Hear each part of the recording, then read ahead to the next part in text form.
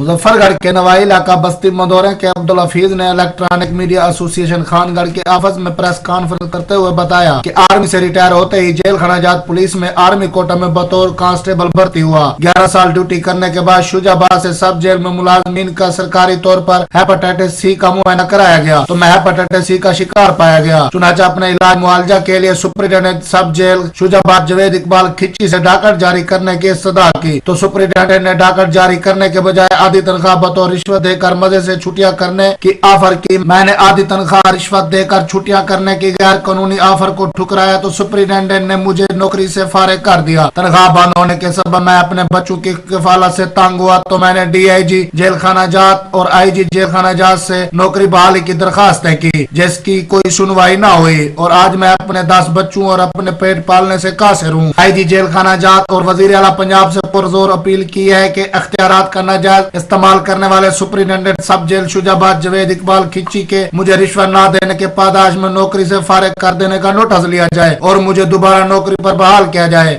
हम लाते हैं top news, आपके फेवरेट टॉक शोज और अनलिमिटेड एंटरटेनमेंट सिर्फ यूट्यूब पर।